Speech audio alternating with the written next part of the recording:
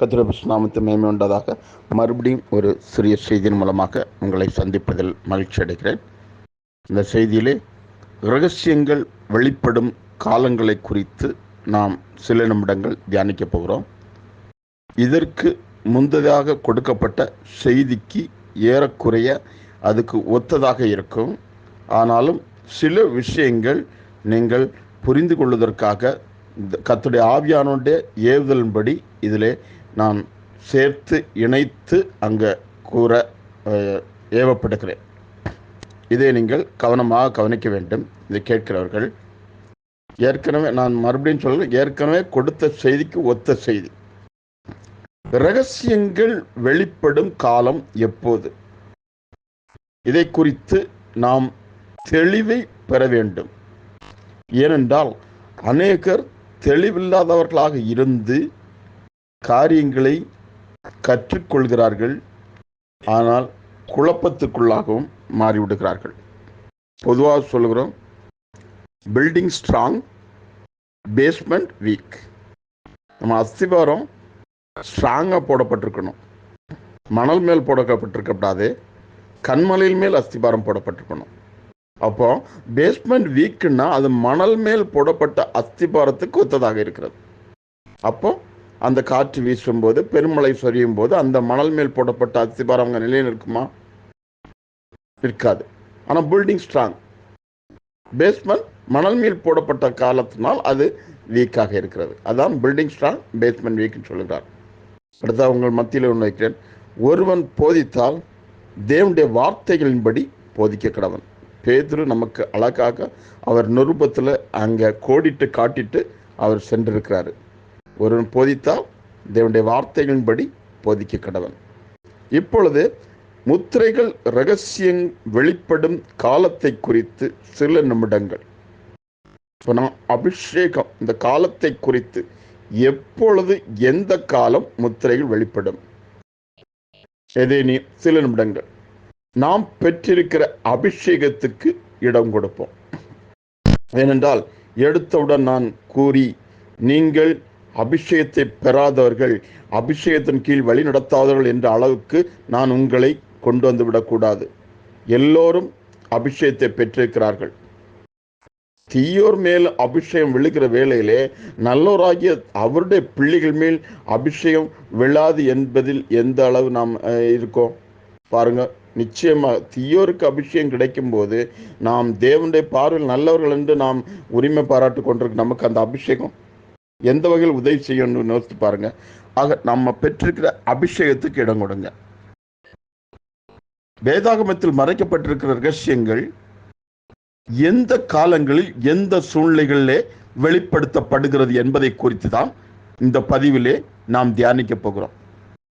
ஆகவே தான் மறுபடியும் சொல்லுகிறேன், நாம் பெற்றிருக்கிற அபிஷேகத்திற்கு ஒவ்வொருவரும் தனித்தனியாக இடம் கொடுத்து அந்த அபிஷேகம் நம்மை அபரிதமாக ஆட்கொண்டு உள்ளிந்திரியங்களை திறந்து வேதத்தின் மகத்துவங்களை எடுத்து நம்முடைய ஆத்மாவுக்கு போதிக்கணும். அதற்காகத்தான் சில மெதுவாக கடந்து சொல்லுகிறேன். ரகசியங்கள் வெளிப்படும் காலம் எப்போது? ரகசியங்கள் தானியேல் காலத்திலிருந்தே மூடி முத்திரையிடப்பட்டு வைக்கப்பட்டுள்ளது. ஆதி காலங்களில் மறைவாக இருந்த ரகசியம் வெளிப்படுத்தப்பட்டிருக்கிறது என்று பவுலப்போஸ்தலன் கூறுவதை நாம் காண முடிகிறது. ஒவ்வொரு காலங்களிலும் தேவ ரகசியமானது, தேவ ஞானமானது அங்கே ஒரு குறிப்பிட்ட ஒரு சாராருக்கு மாத்திரமே அது வெளிப்படுத்தப்படுகிறதாக காணப்படுகிறது. மற்றவர்கள் மத்தியிலே அது ஒரு புரிந்து கொள்ளாத ஒரு புதிராகவே தான் இருக்கிறது. அதைத்தான் உவமையாக என்று கொடுக்கப்பட்டது என்று நாம் அழைக்கிறோம்.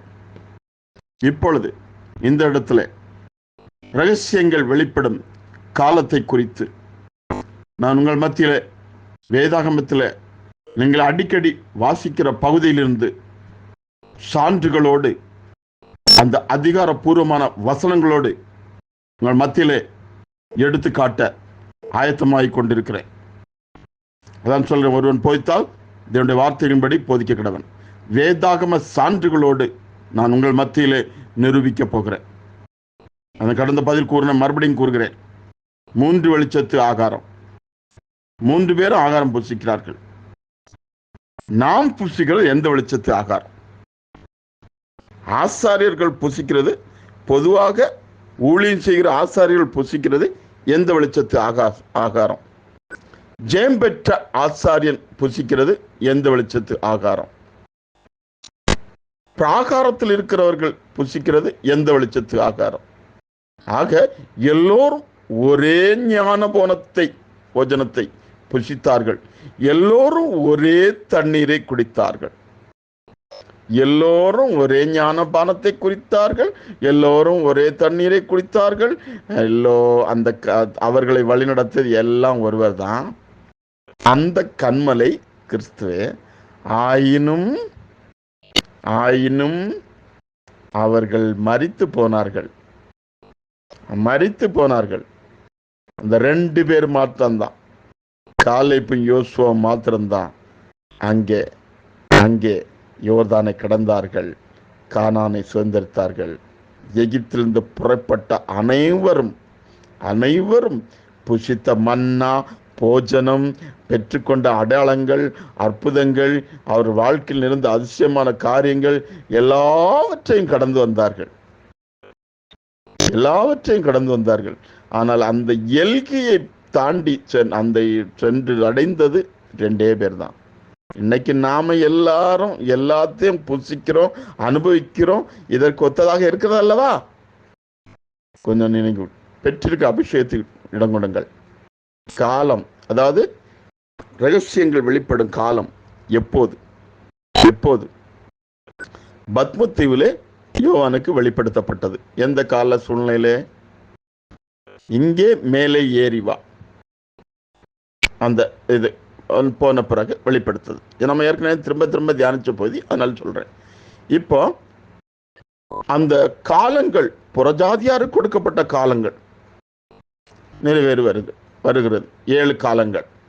அதுல ஒரு காலத்துல என்ன செய்யறது?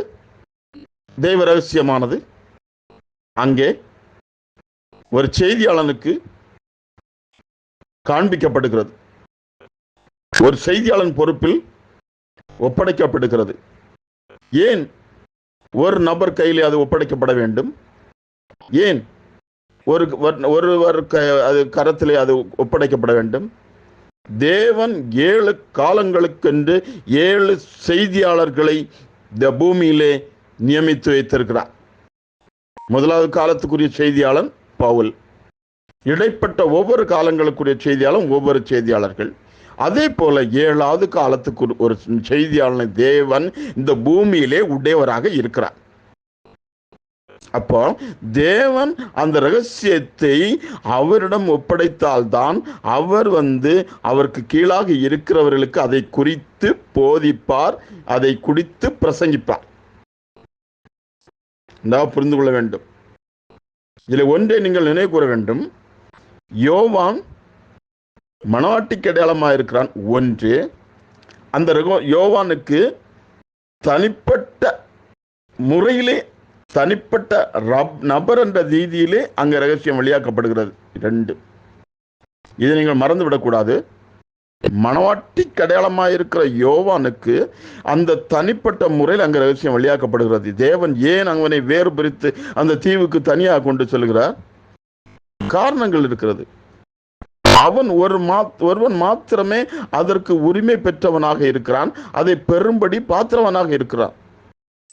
அந்த காலத்திலே வாழ்ந்தவர்களுக்குள்ளே, அந்த காலத்திலே வாழ்ந்து கொண்டிருக்கிறவர்களுக்கு, இரத்த சாட்சியின்படி மரித்து தேவ சமூகத்தில் சேர்ந்தவர்களை குறித்து நாம் பேசவில்லை. அந்த நிகழ்காலத்தில் வாழ்ந்து கொண்டிருக்கிறவர்கள் அந்த நிகழ்காலத்திலும் அந்த பிரமாணங்களுக்கு கீழாக இருந்து, அந்த தேவனுடைய பிரமாணங்களுக்கு கீழாக இருக்கிற நிறைய பேர் இருக்கிறாங்க. அவர்கள் மத்தியிலிருந்து ஒரு நபரை வேறு பிரித்து எடுத்து பத்மத்தீவுக்கு தனியாக சூழ்நிலை நிமித்தம் தனியாக கொண்டு சொல்லி அங்கே சேர்த்து அங்கே வெளிப்படுத்துகிறார். அதனாலே மணவாட்டிக்கு அடையாளமாக இருக்கிற யோவானுக்கு தனிப்பட்ட நபர் என்ற ரீதியிலே அவனுக்கு அது வெளியாக்கப்பட்டு அங்கே முத்திரையிடப்படுகிறது. எழுதாமல் முத்திரை போடு. மற்ற சம்பவங்கள் எல்லாம் எழுத கட்டளை பெறுகிறான். எழுதி அனுப்பு, எழுது, எழுதி அனுப்பு என்று கட்டளை பெறுகிறவன் இங்கே ஒன்று முத்திரையிடப்பட பெறுகிறான். இதை நீங்கள் சிந்திக்க வேண்டும். இப்போ அந்த 7 காலங்களை பிரஜாதிகள் கொடுக்கப்பட்டுள்ளது. அந்த 7வது காலத்திலே அந்த ரகசியம் அந்த செய்தியாளனுக்கு வெளிப்படுகிறது. இதற்கு நான் பழைய ஏற்பாட்டிலிருந்து சான்றுகள் காட்ட முடியும். உங்களுக்கு தெரியும், சிம்சோன் சம்பவத்திலே அதற்கு விடை இருக்கிறது. சிம்சோன் சம்பவத்திலே அதற்குரியதான விடை இருக்கிறது. நீங்கள் அதை எடுத்து இதோடு இணைத்து தியானித்துக் கொள்ளுங்கள். நீங்கள் பரிசுத்தம் பெற்றுள்ளவர்கள் அல்லவா? ஆவியானவர் உங்களை வழிநடத்துகிறார் அல்லவா? உங்களுக்கு தெரியாது என்று சொல்லி நான் வசனத்தை கோடிட்டு காட்ட விரும்புவதில்லை. உங்களுக்கு தெரியும் என்று சொல்லிதான் அந்த பகுதிக்குள்ளாக சென்று அந்த பகுதியை எடுத்து தியானிங்கள் என்று சொல்கிறேன். அப்பொழுது 7ஆம் காலத்திலே, 7ஆம் சபையின் காலத்திலே அங்கே ரகசியமானது வெளிப்படுத்தப்படுகிறது. பத்மதீவிலே பலமுள்ள தூதன் எப்பொழுது காட்சியில் வருகிறான்? யோவான் மேலே சபை காலங்களுக்கு பிறகு மேலே ஏறி சென்ற பிறகு அவன் காட்சியில் வருகிறான். நன்றாக புரிந்து கொள்ள வேண்டும். பத்மதீவிலே பலமுள்ள தூதன் யோவான் மேலே ஏறி சென்ற பிறகுதான் அவனுடைய காட்சியிலே வருவதாக நாம் வேதாகமத்திலே வாசிக்கிறோம். இது வேதாகம சான்று, வேதாகமத்தில் உள்ள அது ஒரு அச்சடையாளம், அப்பட்டமான உண்மை. ஆனால் இப்போ 7வது காலத்தை எடுத்துக்கொள்வோம். 7 தூதர்கள் சேர்ந்த கூட்டமைப்பு. அவர் இடந்து வலம் என்னும் போது 7வது தூதன் அவன் வித்தியாசமான இருந்தால், நெஞ்சை நிமித்து அவருடைய பார்வை எல்லாம் இதாக இருந்தது. அந்த கூட்டமைப்பு அவரை சபினோகானியா மலையிலே மேலே எடுத்து கொண்டு சென்று கீழே விட்டது. நன்றா சொல்ல வேண்டும், மேலே எடுத்து கொண்டு சென்று கீழே விட்டது. இங்கே யோவான் பத்மத்தில மேலே ஏறி சென்று அதை காட்சியை பெறுகிறான். அதில் எல்லா வெளிப்படையான காரியங்களையும் திறந்து காண்பிக்கப்பட்ட புத்தகம் திறக்கப்பட்டவனாக அதிலே உடையவன பெறுகிறான். இங்கே ஒருவர் மேலே எடுத்து கொள்ளப்பட்டு கீழே விடப்படுகிறான். சிந்திக்க வேண்டும். உங்களுக்கு தெரியும், நான் இதுக்கு மேல எல்லாம் ரொம்ப இது சொல்லவில்லை. அப்ப இது 7ஆம் காலத்துல, அந்த சிம்சோன் சம்பவத்திற்கு இதை பாருங்கள், 7ஆம் காலத்துல. அப்போ இந்த காலத்தில் வெளிப்படுத்தப்பட்டு இந்த செய்தியாளன் அவர் காலந்த காலத்தில் உள்ளவர்களுக்கு அந்த செய்தியை கொடுக்கிறார். அவர்கள் செய்தியை பெறுகிறார்கள், செய்தியிலே களி கூறுகிறார்கள், செய்தியை தியானிக்கிறார்கள். காலம், கடைசி காலமாகிய அந்த 7வது காலம் முடிவுக்கு வருகிறது. அதற்கு முன்பதாகவே அந்த செய்தியாளன் நித்திரைக்கு செல்கிறான். அதை தொடர்ந்து கொஞ்ச காலத்திலே அந்த சபையின் காலம் முடிவுக்கு வருகிறது. ஆனால் அங்கே பிரசங்கிக்கப்பட்ட செய்தியானது சேமித்து வைக்கப்படுகிறது. அந்த காலத்திலே செய்தியாளனை சுற்றி செய்தியை பெறுகிறவர்கள் இருந்தார்கள். மாத்திரமல்ல, அந்த செய்தியானது புத்தக வடிவிலும் ஒளிநாடா வடிவிலும், புரிந்து கொள்ள முடியாது சொல்கிறேன், டப்பா கேசட் வடிவிலும் புத்தக வடிவிலும் அங்கே சேமித்து வைக்கப்பட்டது. அந்த செய்தியாளன் நித்திரைக்கு சொல்கிறான். காலங்கள் கடந்துகிறது. அந்த 7வது காலமும் முடிவுக்கு வருகிறது. 7 காலங்களும் முடிவுக்கு வருகிறது. அடுத்த நிகழ்வது என்ன? 7 காலங்கள் முடிந்தால் நினைவுக்கு வருவது என்ன? அடுத்தது வருவது, காட்சியில் வருவது என்ன? திருப்பியுமா பத்மஸ்ரீ சொல்ல வேண்டும். இவைகளுக்கு பின்பு, 7 காலங்களுக்கு பின்பு, மறுபடியும் சொல்லுகிறேன், இவைகளுக்கு பின்பு, 7 காலங்களுக்கு பின்பு இங்கே ஏறி வா என்று சத்தம் கேட்டேன். அங்கே ஏறி போகிறாரு. அது பாருங்க, அதான் இந்த சபையின் காலங்கள் முடிவடைந்தவுடன் கர்த்ததாமே ஆரவாரத்தோடும் பிரதான சத்தத்தோடும் தேவை காலத்தோடும் வானத்திலிருந்து இறங்கி வருவார். அப்பொழுது கிறிஸ்துவுக்கு ஒருவர் மரித்தவர்கள் முதலாவது எழுந்திருப்பார்கள். பின்பு உயிரோடு இருக்கும் நாமும் மேகங்கள் மீது அவர்களோடு கூட எடுத்துக்கொள்ளப்பட்டு, இப்ப ஆகாயத்தில் எடுத்துக்கொள்ளப்படுகிற சம்பவம். அந்த ஆகாயத்தில் எடுத்துக்கொள்ளப்பட்டு தான் இந்த பலமுள்ள தூதனானவன் எடுத்துக்கொள்ளப்பட்டவர்களுடைய ஒவ்வொரு இருதயத்திலும் அங்கே கால் வைக்கிறார், வைத்து தேவ ரகசியத்தை வெளிப்படுத்துகிறார். இதுதான் கல்யாண விருந்து. இது நீங்க சிறிய செய்தி, நான் ரொம்ப விவரமாக கூற முடியாது. ஏன்னா நீங்கள் அபிஷேகம் உங்களுக்கு தொடர்ந்து இதை போதிக்கும், நீங்க பெற்றிருக்கிற அபிஷேகம். இப்போ அங்கே என்ன ஆகுதுன்னா, 7வது காலத்திலே அங்க முதல்ல செய்தி வெளியாக்கப்பட்டது. இப்போது காலம் முடிந்த பிறகு எடுத்துக்கொள்ளப்பட்ட மணவாட்டிக்கு அங்க ரகசியம் வெளியாக்கப்படுகிறது. ஆனா காலம் முடிவிட்டது. தீர்க்கதரிசி கூறுகிறார், சபையின் காலங்களும் ஸ்தாபனத்தின் காலங்களும் முடிவு பெற்ற பின்னரே தேவ ரகசியம் வெளிப்படும். 7 முத்திரைகளுக்கும் சபை காலங்களுக்குள்ள இடையே உள்ள பிளவு என்ற செய்தியிலே அங்கே தெளிவாக குறிப்பிடுகிறார். இதை நான் கடந்த அநேக ஆண்டுகளுக்கு முன்பாக தொடர்ந்து தியானித்துக் கொண்டு வந்தேன். அப்பொழுது எனக்கு இது எழுத்து மனப்பாடமாக இருதயத்திலே பதிவாக இருந்தது. இப்ப சமீபத்தில் 2-3 நாட்களாக தேவன் இதை எனக்கு இருதயத்திலே வெளிப்படுத்தி ஏவிக்கொண்டே இருந்தார். அதுதான் காலம். அப்போ அந்த சபையின் காலத்தில் வாழ்ந்தவர்களுக்கு வெளியாக்கப்பட்டு அது மறுபடியும் அது அமைதியாக முத்திரையிடப்பட்டது மாதிரி தான். அதனாலதான் ஒலிநாடா வழிகளும் புத்தகம், அந்த புத்தகத்தையும் டப்பாக ஒலிநாடாவையும் கேட்டு எத்தனை தடவை கேட்டாலும் அது அந்த நிறைய பேருக்கு அது வெளிப்பாடு இல்லாம தான் இருக்கு. ஒளிநாடாவையும் அந்த புத்தகத்தையும் எத்தனை முறை புத்தகத்தை படித்தாலும் சரி, எத்தனை முறை கேசட்டை போட்டு கேட்டாலும் சரி, அதோட உள்ள கொடுக்கப்பட்ட அந்த தேவ ரகசியம் வெளிப்படலை. நான் இந்த 7 முத்திரைகள் புத்தகத்தை நான் கடந்த ஏறத்தாழ ஒரு 25 ஆண்டுகளுக்கு முன்பதாகவே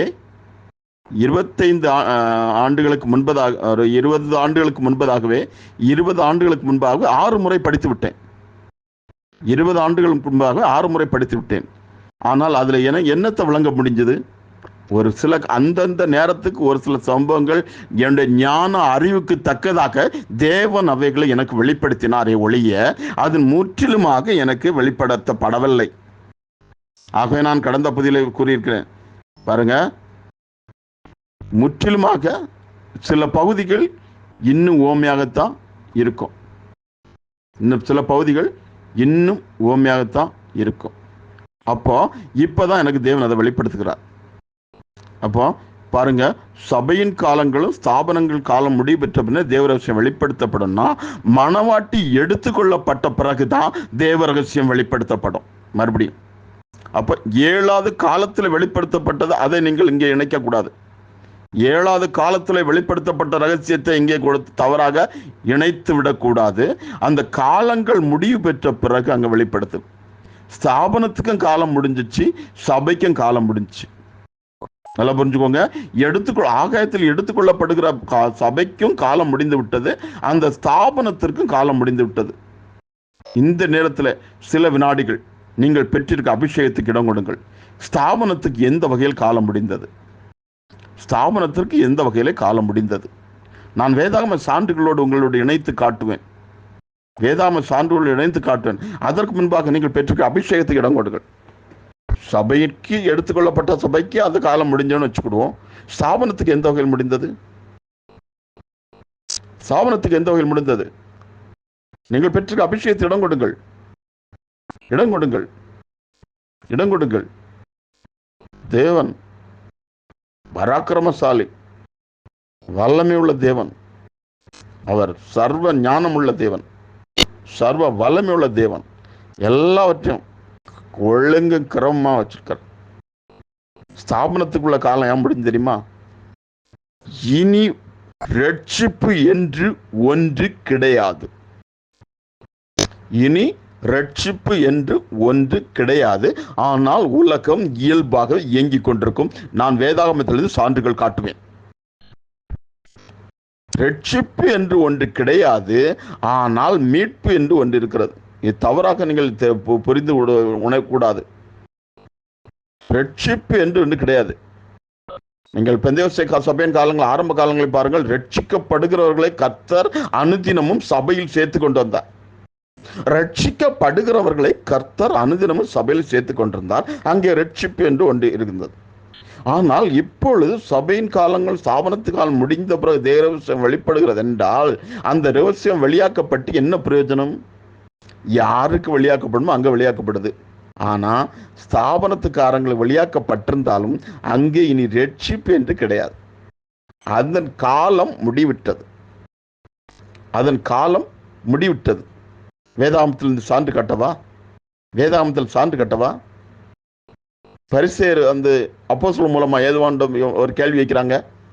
எலியா முந்தி வர வேண்டும், இல்லை எலியா முந்தி வர வேண்டும், எலியா முந்தி வர வேண்டும் அந்த கேள்வி வைக்கப்படுகிறதா? அப்பொழுது அங்கே என்ன பதில் அங்கே கொடுக்கப்பட்டது?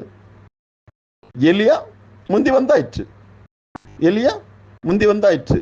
அப்போ எலியாவின் காலம் முடிந்த பிறகுதான் அந்த கேள்வி அங்கே முன்வைக்கிறார்கள். எனக்கு அன்பானவர்களே, எலியாவின் காலம் முடிந்த பிறகுதான் அங்க எலியாவை குறித்தான கேள்வி முன்வைக்கிறார்கள். அந்த காலம் முடிந்த பிறகு அந்த காரியத்தை குறித்து பேசிக்கிட்டு இருக்காங்க. எலியா வரணும். இப்பா சர்ச்சில் இருக்க எல்லாரும் கொஞ்சம் கவனிச்சுக்கோங்க.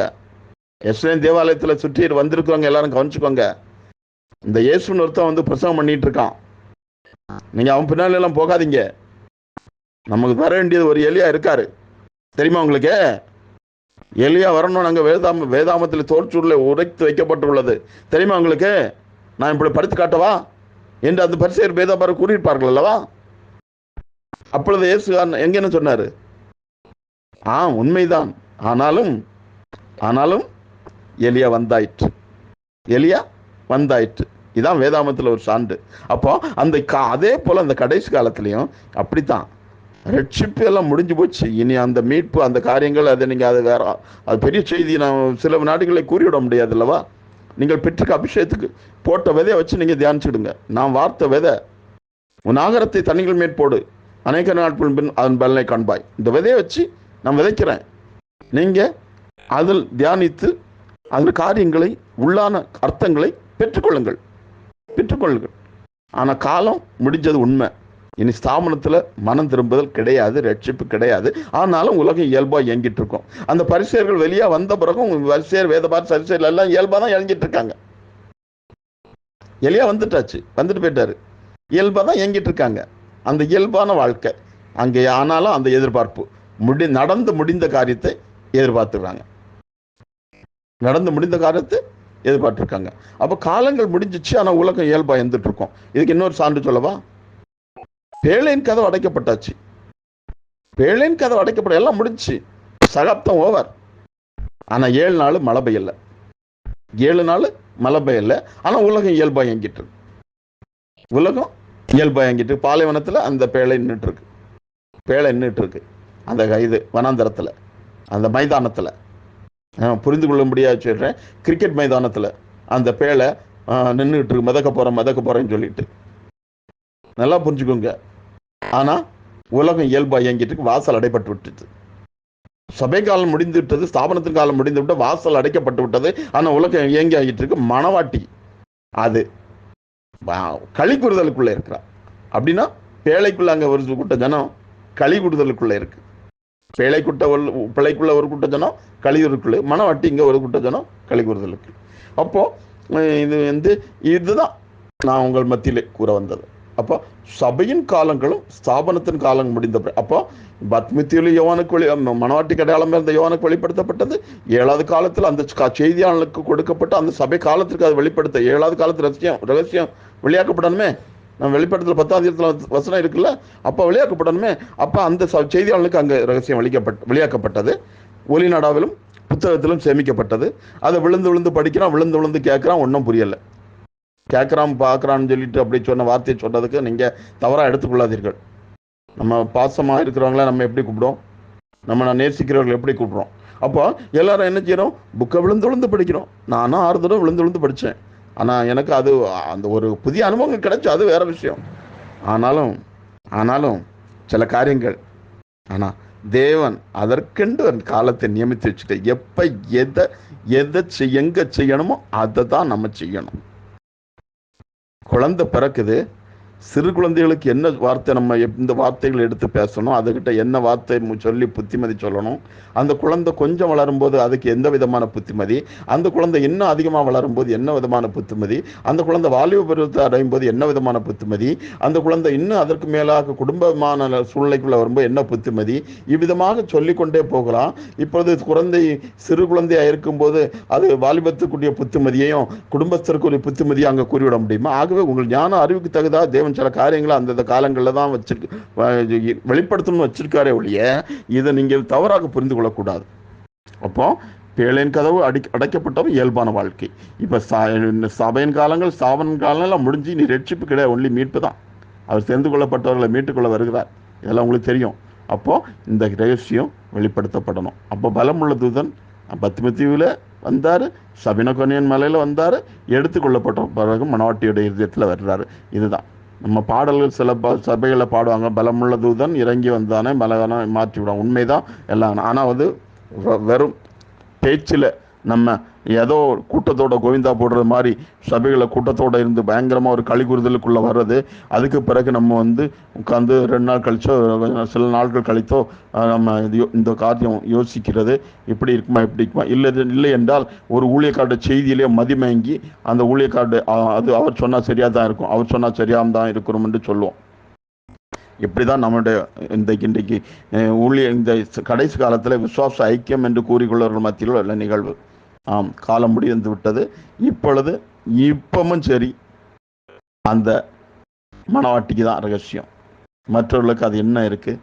ஆனால் பாருங்க, இனிமே வெளிப்படுத்த அவளுக்கு மணவாட்டி அல்லாதவர்களுக்கு வெளிப்படுத்தப்பட்டு என்ன பிரயோஜனம்? இப்போ பரிசேய சதுரருக்கு எலியா வந்தான்னு சொல்லியாச்சு, என்ன பிரயோஜனம்? No, never. அதனால ஒரு பிரச்சனை இல்லை. எலியாலாம் வந்தாச்சுப்பா என்ன பிரயோஜனம்? ஒன்றும் இல்லை. அந்த மேல்வீட்டரைக்கு அவங்க வர முடியலையே. 120 பேர் தானே, தேவனால் முன்குறிக்கப்பட்ட 120 பேர் தானே. 3.5 வருஷம் விழுந்து உழைஞ்சாரு. எல்லாம் அவங்க மத்தியில் எல்லாம் செய்கிறாரு. பாடை தொட்டு செத்தவன் உயிரோடு, லாசல உயிரோடு எழுப்புறாரு, 400 தேவன் மகனோட உயிரோடு எழுப்புறாரு, அத்திமரத்தை சபிக்கிறாரு, அங்கே குஷ்டரோய்க்கு எல்லாம் இது பண்ணுறாரு, எல்லாமே செய்கிறாரு. அந்த சபை அங்கே எல்லாம் அவர் ஊழியத்தில் எல்லா காரியங்களும் நடத்தப்படுறது, நிறைவேற்றப்படுறது. இவ்வளோ அங்கே கண்கூடா எல்லாம் பாருங்க. அடையாளங்கள்லாம் அற்புதங்கள்லாம் உறுதிப்பட்ட இந்த விஷயத்த நீங்கள் நல்லா கவனிக்கணும். அங்கே அதே அவங்களால விசுவாசம் முடிய போச்சு. அதுக்காக அவங்களுக்கு இனிமேல் வெளிப்படுத்தப்பட்டு என்ன பிரயோஜனம்? செய்தியானது மனித ஞானத்தினால் தவறாக பிரசங்கிக்கப்பட்டு விடக்கூடாது, தவறாக பரப்பப்பட்டு விடக்கூடாது என்ற விஷயத்திலே அந்த 7ஆம் சபை காலத்து செய்தியாளன் கவனமாக இருந்தார். ஆகவே தான் இந்தியாவிலிருந்து அவரை சந்திக்க ஒருவர் சென்றபோது, உனக்கு ஊழியம் இங்கே இல்லை, நீ உன்னுடைய நாட்டிலே உன்னுடைய தேசத்திலே உன் ஊழியத்தை செய் என்று சொன்னார். அவரை சொல்லி அனுப்பி வைத்தார்கள். ஆனால் இவர் அதையும் தாண்டி மீறி செயல்பட்ட காரணத்தினால் இந்தியாவுக்குள் தவறான போதகங்கள் நுழைய ஆரம்பித்து விட்டது. அதிலிருந்து பிரிந்து வந்த ஒருவர், அவரும் அதிலிருந்து பல்வேறுபட்ட நபர்கள் பிரிந்த தங்களை சுற்றி ஒரு குழுவை உருவாக்கி கொண்டு அவர்களும் தவறாக வீழ்ந்து போனார்கள். எல்லோருடைய காலங்களும் கடைந்து விட்டது. அந்தந்த காலத்தில்தான் அந்தந்த செய்தி முறைப்படி வெளிப்படுத்தப்பட வேண்டும். அப்படி என்றால் லவோதிக்க சபையின் காலம், 7ஆம் சபையின் காலத்திற்கு பிறகு ஒரு செய்தியாளன் கிடையாது. இந்தியாவிலே ஒரு செய்தியாளன் எழும்பி என்னை சுற்றி தான் ஊழியம் இருக்கிறது என்று சொல்லி அவருடைய கொடுக்கப்பட்ட அற்புத அடையாளங்கள் மையப்படுத்தி எல்லாவற்றையும் வைத்து அவர் அதை தன்னை சுற்றி ஒரு கூட்டத்தை உருவாக்கினார். அவர் விழுந்து போனார். அவரிடத்திலிருந்து பிரிந்து வந்தவர்களும் இவ்விதமாக அவர்கள் தங்களை சுற்றி ஒரு குழுவை உருவாக்கி அவர்கள் வீழ்ந்து போனார்கள். ஒவ்வொரு காலத்திலும் இந்த சம்பவம் நிகழ்ந்து கொண்டே இருக்கிறது. அதிலிருந்து ஒரு சிறுவர் பிரிகிறார்கள்.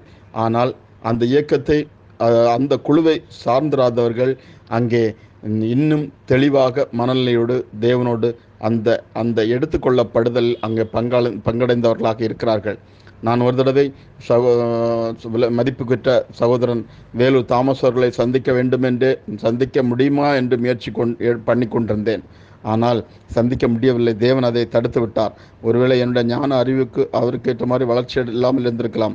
ஒரு தடவை அந்த பாலஸ்லாரி ஆசிரமத்துக்கு சென்றேன். ஒரே ஒரு தடவை, என்ன என்று தெரிந்து கொள்வதற்கு என்பதற்காக. ஒரே ஒரு தடவை புதுக்கோட்டை ஜெயராஜ் சகோதரன் அவர்களை சந்தித்தேன். ஒரே ஒரு நாள் மாத்திரம்.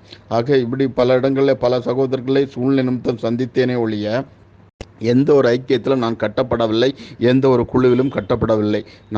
நாகர்கோவில் முதற்கொண்டு எல்லாரோடும் தொடர்பில் இருந்தேன். ஆனால் இத்தனை ஆண்டுகளாக, கிட்டத்தட்ட 1992 நான் சத்தியம் வெளிப்படுத்தப்பட்டவனாக, நான் 92 செப்டம்பர் மாதம் 21ஆம் தேதி நான் தேவனுக்கு என்னை ஒப்பு கொடுத்து அந்த காலத்திலே அந்த ஐக்கியத்திலே நான் சத்தியம் அந்த தேவனுடைய அந்த மந்தையிலே நான் சேர்ந்ததை உணர்ந்து கொண்டேன். ஆனால் அன்றிலிருந்து இன்று வரைக்கும் எந்த ஒரு தனிநபர் ஊழியக்காரரை சுற்றியும் நான் கட்டப்பட்டவனாக இல்லை. ஒரு சில காரணங்களுக்காக சில காலங்கள் அவர்களிடத்தில் தரித்திருந்தனே ஒழிய சில காலங்கள் அவர்களிடத்தில் தரித்திருந்தேனே ஒழிய நான் அவர்களிடத்தில் கட்டப்படவில்லை. ஆகவேதான் அந்த லவோதிக்கா சபையின் செய்தியாளன் இந்தியாவிலிருந்து சென்ற வரை அவர் தடுத்தார். அந்த விஷயத்திலெல்லாம் கவனமாக இருந்தார். சில விஷயங்களை நீங்கள் கவனிச்சுக்கணும். பூமியில் எல்லாம் நம்ம கண் முன்னால் நடந்துகிட்ருக்கோம். நாம் எந்த ஒரு குழுவிலும் எந்த ஒரு ஐக்கியத்திலும் கட்டப்பட்டு விடாதபடி அந்த காலத்திற்கேற்ற அந்த செய்தியில் நாம் கவனமாக இருக்க வேண்டும். அதாவது காலத்துக்குரிய செய்தியும் காலத்தையும் அதன் செய்தியும் அடையாளம் கண்டு கொள்ள வேண்டும். அதுதான் முக்கியம். காலத்தையும் அதன் செய்தியை அடையாளம் கண்டு கொள்ள வேண்டும். சர்வ வல்லவருக்கு காலங்கள் மறைக்கப்படாதிருக்க அவரை அறிந்தவர்கள் அவர் நியமித்த நாட்களை அறியாதிருக்கிற என்ன என்று யோபு தெளிவாக கூறுகிறது நம்மால் உணர முடிகிறதா? யோபின் புத்தகத்திலே தெளிவாக நம்ம வாசிக்க முடிகிறது அல்லவா? சர்வவல்லவருக்கு காலங்கள் மறைக்கப்படாதிருக்க அவரை அறிந்தவர்கள் அவர் நியமித்த நாட்களை அறியாதிருக்கிறான்னு. அன்று வேதபாரகர் பரிசேயர் எல்லாரும் அவர் நியமித்த நாட்களை அறிந்து கொள்ள முடியவில்லை. ஆனால் தெரியும், எலியா வர வேண்டும் என்ற விஷயம் அவர்களுக்கு தெரியும். அதான் அதே போல் இந்த கடைசி காலத்தில் ஸ்தாபன மக்களுக்கு அது வெளிப்படுத்தப்பட்டு என்ன பிரயோஜனம்? ஒரு பிரயோஜனம் இல்லை. ஆனால் மணவாட்டிக்கு நிச்சயம் வெளிப்படணும். அங்கெங்கு ஓடி ஆராய்வுகள், அங்கே பாருங்க, அங்குமிங்கும் ஓடி ஆராய்வார்கள். தானியல் புத்தகத்தை எவ்வளோ தெளிவாக சொல்லப்பட்டு அறிவு பெருகி போவோம். அங்குமிங்கும் ஓடி ஆராய்ங்க. இங்கே கிடைக்குமா, அங்கே கிடைக்குமா, அங்கே கிடைக்குமா? நோ நெவர், எங்கேயும் கிடைக்காது. உன்னை தேடி வரும் வார்த்தை, உன்னை தேடி வரும் வார்த்தை யாரு? அந்த லவோதிக சபையின் காலத்தில் வாழ்ந்தவர்களுக்கு அவங்கள தேடி வார்த்தை வந்தது. பத்ம தீவில் அவனுக்கு அங்கே வார்த்தை அவனுக்கு மாத்திரமே வெளியாக்கப்பட்டது. இந்த சபையின் காலங்கள் ஸ்தாபன காலத்தில் முடிந்த பிறகு மணவாட்டிக்கு மாத்திரமே அது வெளிப்படுத்தப்படும். ஏன் இயேசு கிறிஸ்து பிறந்து அங்கே 8ஆம் நாள் விருத்தசேனத்து வரும்போது யார்? 2 பேருக்கு தான் அங்கே தெரியும். வேற யாரும் தெரியும்? அந்த வயசான கிழவனுங்களை 2 பேருக்கு தான் தெரியும். வேற யாரும் அங்கே தெரியுமா? எல்லாரும் இயல்பாகவே ஆராதனை நடந்துட்டு இருக்கு, 7ஆம் சுரங்காச்சாரங்கள் நடந்துட்டு இருக்கு, எல்லாம் நடந்துட்டு இருக்கு. ஆனால் அந்த 2 பேருக்கு மட்டும்தான் தெரியும் அங்கே நடக்கிற சம்பவங்கள்.